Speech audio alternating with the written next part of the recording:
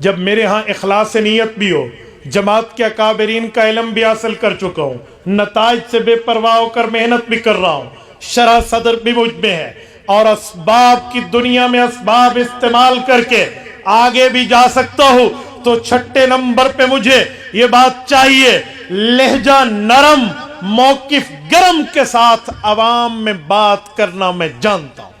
کیا معنی؟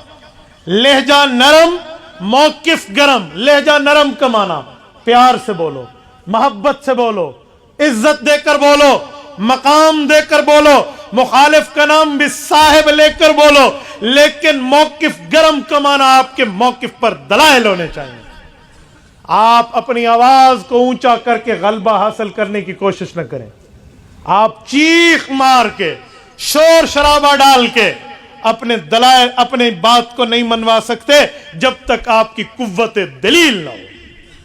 قوت عقیدت تو ہے، ہمارے پاس کئی قوت عقیدت ہیں، ہم عقیدت کے معاملے میں تو بہت آگے جا چکے ہیں، لیکن قوت عقیدت کے ساتھ قوت دلیل بھی ہونی چاہیے۔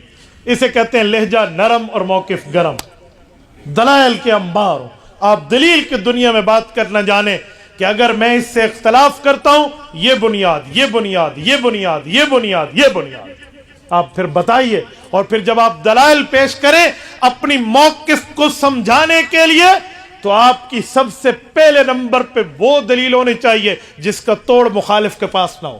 مثلا آپ کے پاس 5 دلیلیں ہیں ایک بات کی حقانیت کے لیے، تو آپ نے پہلے، دوسرے، تیسرے نمبر پہ ابتدا میں، شروع میں، سٹارٹنگ میں وہ دلائل دینی ہے جو اس کا جواب اس کے پاس نہ ہو۔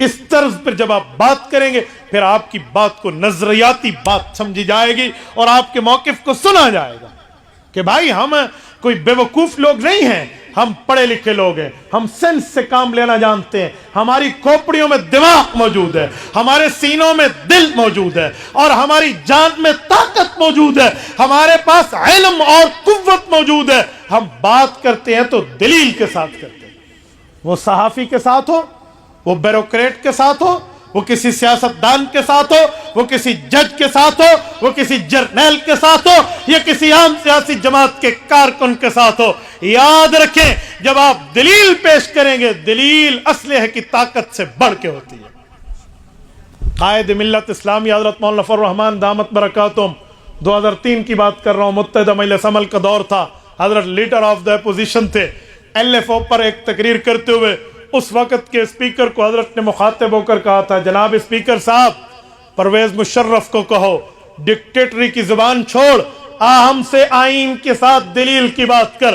فرمایا میں طاقت کو دلیل تسلیم کرنے سے انکار کرتا ہوں، دلیل دلیل ہوتی ہے، آؤ دلائل کے ساتھ ہم سے بات کرو۔ لیکن آسمان کی آنکھ نے وہ منظر دیکھا کہ جو خود کو بڑا مینڈیٹ رکھنے والا، بڑی پاور رکھنے والا، 4 اسٹار جرنیل اپنے آپ کو سمجھتا تھا، وہ ہمارے قائد کے سامنے دلیل کی دنیا میں ایک لفظ نہیں بول سکتا۔ نعرہ تکبیر، جمعیت علماء اسلام، قائدی جمعیت حضرت مولانا فضل الرحمان صاحب۔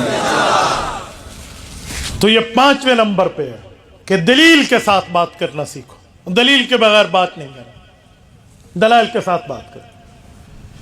میرا عنوان کارکن کی تربیت ہے، اس لیے میں کارگزاریاں کم سنا رہا ہوں، میں صرف اس پہلو پہ چل رہا ہوں۔ کچھ دنوں پہلے کی بات ہے، میں حضرت مولانا یحییٰ عباسی دامت برکاتہم کے مدرسہ دارالعلوم اسلامیہ جتوئی ضلع مظفر گڑھ میں تھا۔ وہاں پر مجھ سے ایک اسکول کے پرنسپل تھے، ان کے ساتھ 3-4 کولیگز اور تھے، وہ ملنے آئے۔ مجھے کہنے لگا مفتی صاحب ہم آپ کو فالو بھی کرتے ہیں، انٹرنیٹ پر آپ کو سنتے بھی ہیں، آپ ہمیں بہت اچھے لگتے ہیں، ایک بات ہے، کیا یہ جمعیت علماء سے آپ کو کیا لینا دینا ہے؟ آپ جب یہ بات کرتے ہیں ہمارا دل دکھتا ہے، فلاں فلاں۔ میں نے کہا مسئلہ کیا ہے، بتائیے معاملہ آپ کیا؟ کہتے ہیں آپ عمران خان کی مخالفت میں بات کرتے ہیں، یہ سیاسی باتیں چھوڑ دیں ادھر۔ میں نے وہاں ان سے 5 باتیں کی ہیں، آپ سے ایک بات کرتا ہوں۔ میں نے ان 5 باتوں کے بعد یقین مانیے، ہائی کوالیفائڈ لوگ تھے، ایک پروفیسر تھا، ایک پرنسپل تھا اسکول کا، 18-19 گریڈ کے آدمی تھے، لیکن ایک مولوی کے سامنے ان کی زبانیں ایسے بند ہوئی جیسے بند ہونے کا حق تھا۔ وہ اٹھتے ہوئے یہ لفظ بولے کہ واقعی ہمارے پاس جواب نہیں ہے، ٹھیک ہے ہم اپنی فی الحال جماعت نہیں چھوڑتے، لیکن اس نتیجے پر آ گئے ہیں کہ دلائل آپ کے پاس بھی ہیں۔ میں نے انہیں کہا کہ جب آپ کے پاس دلیل کا جواب نہیں ہے تو پھر چھوڑ دو نا۔ نہیں، ہم تھوڑی کوشش کریں گے۔ میں نے کہا چلو آپ کر لیں۔ وہ بات کیا تھی؟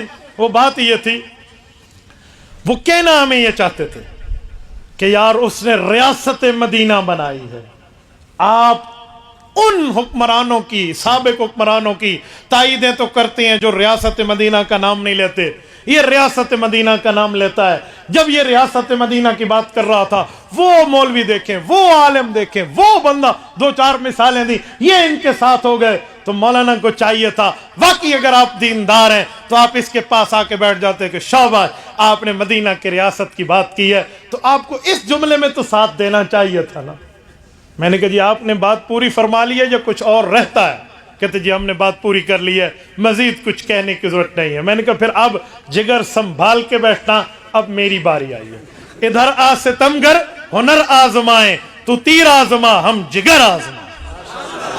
میں نے کہا اب میں بات کروں، کہتے جی۔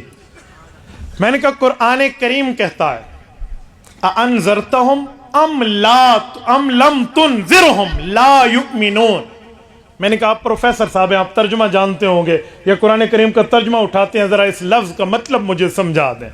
ایک ان میں اسلامیات تھا، انہوں نے کہا جی بالکل، اَأَنذَرْتَهُمْ أَمْ لَمْ تُنذِرْهُمْ لَا يُؤْمِنُونَ۔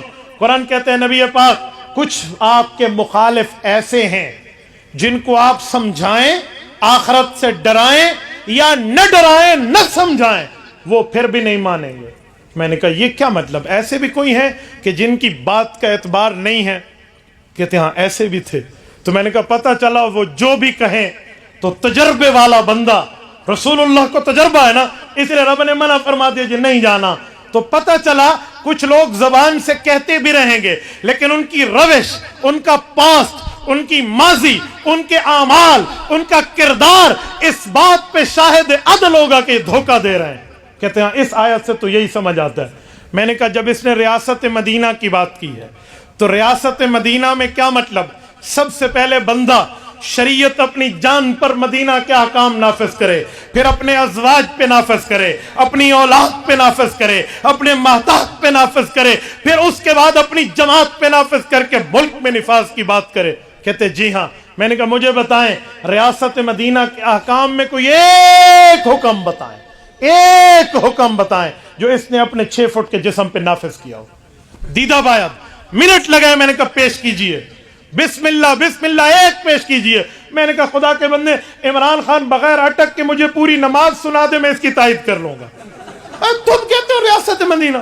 اچھا اس پر تو میں نے اچھی بھلے ایکسیلیٹر دیا نا ان کو، ہاں بھائی دکھائیں کیا ہے؟ اچھا کچھ بھی نہیں ہے۔ میں نے کہا تھوڑا آگے چلتے ہیں۔ ریاست مدینہ کے مستری صاحب سے میں پوچھتا ہوں، جناب کنسٹرکٹر صاحب، آپ کی اولاد ریاست مدینہ میں کتنے احکام کو فالو کر رہی ہے؟ میں نے کہا میں حیران ہوں، باپ ریاست مدینہ کا مستری بنا ہوا ہے، اولاد زیک گولڈ سمتھ یہودی کے گھر پل رہی ہے۔